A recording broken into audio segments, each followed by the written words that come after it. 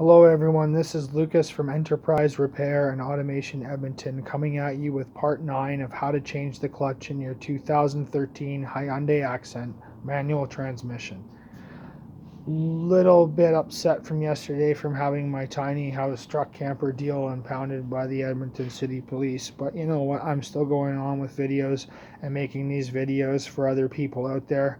I've watched a lot of videos from people who have taken apart and just done stuff with their cars, mechanics, backyard mechanics, and all you people out there who have done repairs and posted videos online. I thank you, and I'm putting this video out there as my part. You know, I wouldn't be able to do the things that I do today if it wasn't for watching all those videos. On part 9 today, I'm going to go through where I've started here, or ended off rather. So I've just disconnected the hydraulic line from the hydraulic actuator. Now this 2013 Hyundai Accent has a hydraulic clutch, and the hydraulic clutch is all integrated into the master cylinder for the brakes, so that it uses all the same fluid.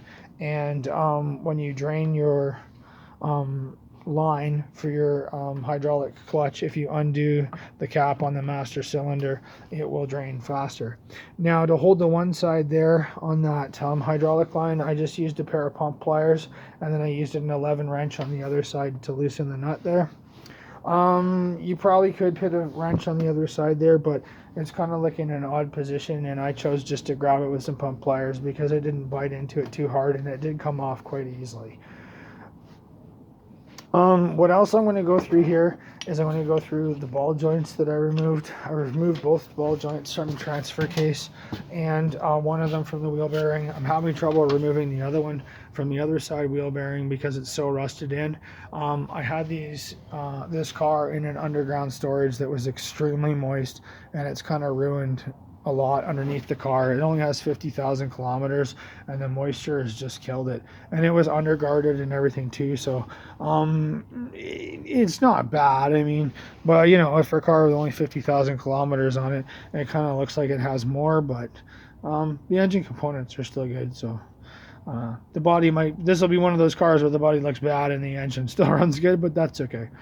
So down here, there are two things you got to watch when you're removing your ball joints or CV joints from the transfer case. One is when you're pounding out this thing from the wheel bearing, make sure that you use a brass hammer, and make sure that you put a lot of WD-40 on it. Try not to get too much of it on the rotor, but definitely in the center where the splines go for the after the end nut. It's really hard to knock these out after they get rusted, so you kind of got to play with them a bit, and pounding them out with a brass hammer seemed to work pretty well for me. Another thing you got to watch for when you're playing around with this whole deal is this little thing here. This is your sensor cable, and you got to make sure that you suspend all this stuff somewhere in order to keep everything from putting tension on your sensor cable. As you can see, the sensor cable here is really loose, so it's got no tension on it. I got all the tension on this wire here, and you got to be really careful when you're pounding out this ball joint that you don't damage that sensor cable. Another thing about the ball joints is when you're pulling them out, you really don't want to apply pressure to either one of these boots. If you apply pressure to either one of the rubber boots while you're pulling it out, you could separate out the balls and cause yourself even more of an issue later on down the road with the ball joints. This is especially true for older ball joints. This one's newer ball joints. It doesn't have as many kilometers on it, so it probably won't give me too much of an issue. But when you get into older stuff, it definitely does, and I don't recommend that you put any pressure on them when you pull your ball joints. I found at the end here what worked the best to separate the end here is I used this here, and you can see these lobes on each one of the ends of the ball joint. And what I did was I was able to stick, and you can see how it just rests on that little shelf there. I don't know if you can see that. See, it doesn't go down any further. I was just able to rest this on a shelf, put a little bit of pressure on it, and hit the end of it with a hammer, and that released out the ball joint from the transfer case. And this is just a regular stone chisel, and I chose it because it's dull and it doesn't scuff the oil seal that goes around this little piece here. Oops, sorry. That goes around this piece right here. I'm trying to do this as a flashlight and it's not working too well. This piece right there. You don't want to scuff the oil seal, because if you break that oil seal, you're going to get crankcase oil all over the place, and or not crankcase oil, gearbox oil all over the place, and yeah, you don't want that boot scuffed in any way. So I chose the flat chisel, and because it's dull and because it doesn't go in all the way, don't use a flat screwdriver, you'll screw it up. You can actually pull these things out by hand if you really get them a tug, and you can really get a good purchase on them, but it's kind of hard for me. I'm a little bit injured. I fell on the ice a couple weeks ago, and things are kind of going slow for me too, so just not good month for me. November it's not been going so well. But yeah, I mean, yeah, you can just use this here, and yeah, just be very careful under there. As anything that's rubber, you don't want to damage it, right? I'm gonna go underneath here and show you where I did pull it out of the transfer case, so everybody's got an idea. All this stuff all over the floor here is actually water. It's pretty cold. I had a lot of snow on my boots, and it's not oil, so we'll go in here.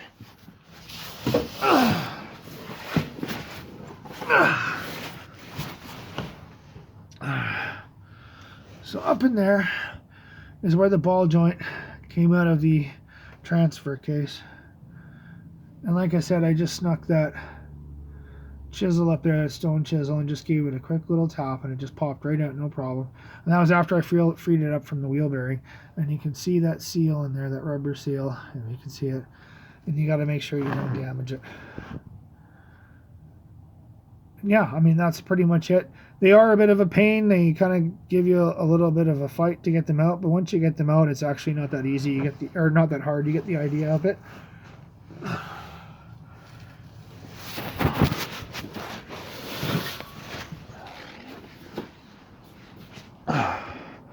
So I'm gonna go on the other side and show you the difficulty I've been having. As you can see, the ball joint's still in there, and I can't get it free of the splines here in the wheel assembly, but I soaked it with WD-40, and it did budge last time I moved it, but I'm trying not to mess things up. I'm just trying to lightly tap it out. I don't want to mess anything up, and I don't want to wreck that sensor cable, and you know, I'm just taking my time slowly to get this all fixed. So again, this is Lucas from Enterprise Repair and Automation Edmonton, coming at you with part 9 of how to repair the clutch in your Hyundai Accent 2013. Oh, I wanted to go through, sorry, one more thing, haha, before I exit out. I also started to take bell housing bolts out, and I don't know if you noticed that, but I've taken out most of the bell housing bolts. As you can see, there's one bell housing bolt socket right there, another one right back there, and they're all around here on the bell housing. You don't want to take your gearbox off the bell housing. You just want to take your bell housing off the engine block, which is a little bit tougher. It's a little bit bigger. So the bell housing actually starts back here, not here. This is not your bell housing. This is your bell housing. So I started to take them out, and I actually started to do that. I got a bell housing bolt here, and that is a number 14 socket. The bell housing is held on by studs, as well as bolts all the way around it. I know this because I've tried to separate it once already. I've had all the engine mounts and everything off already once. And I know it won't move if I remove all the bolts out of it right now, because like I said, I've played with it before. I may put a bolt back in it again here when I release the engine mount and a couple other things here, just so it doesn't all come crashing down on me. But I'll show you how I do that later. I never have dropped the bell housing out of a 2013 Hyundai Accent. I had to stop last time because I ran into the problem that I found out there's no way that you can get this out of the top of the car, that it has to go through the bottom, and I'm running up close to 40, and I'm not going to be picking up no 200-pound transmission and dropping it through a car when it's all jacked up and stuff like that. Nope, I'm gonna buy a jack, and I'm gonna make a 2x4 cradle, and I'm gonna drop it down that way. So again, this is Lucas from Enterprise Repair and Automation Edmonton, coming at you with how to change the clutch in your 2013 Hyundai Accent Part 9. Telling all you guys, don't give up. Don't give up. I don't know. Keep fixing stuff, I guess. Keep fixing stuff, but be careful who you give the money to, and be careful who you make rich. I mean, I prefer to make videos like this and help everybody else than take a whole bunch of shady money. So that's just me, though. All right. So for everyone out there, don't give up. And if you like this video, give me the thumbs up and subscribe.